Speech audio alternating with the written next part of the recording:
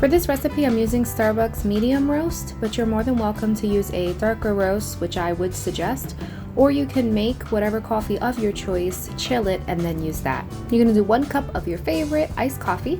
So now you're gonna grab your favorite creamer. If you don't want to use creamer and you'd like to use milk instead, that's perfectly fine. I will show you in just a few minutes how to do your sugar. You're gonna do 3/4 cup of the creamer or milk.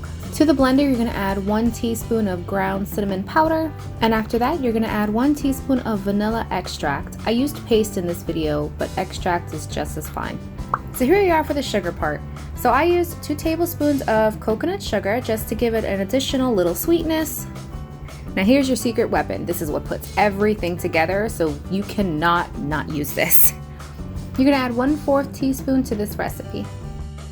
If you're using crushed ice, I would recommend starting at 1 cup and then see how the consistency looks, and then maybe add an additional 1/2 cup depending on that.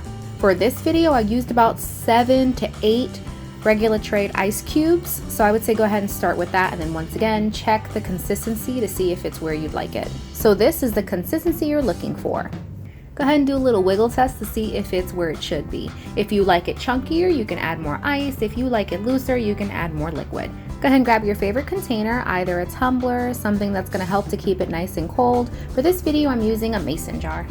As you're pouring your Frappuccino, don't be afraid to give it a little shake so that all the ice and everything that's nice and combined will come into that container. Now for the fun part. So go ahead and grab your favorite whipped cream, whip it real good, and top with a dusting of cinnamon powder. If you'd like to use pumpkin spice topping, you can do that as well. You can use apple spice topping. You can put whatever you want that's gonna make you happy on top of this whipped cream. And voila! That is how you make a Starbucks Frappuccino at home using very little ingredients. Doesn't she look beautiful? Alright, so go ahead and celebrate and give yourself a pat on the back. You are officially a barista. I hope this was a super simple, easy video to follow. I hope you guys try this recipe, and if you do, please let me know how it is and what you thought about it.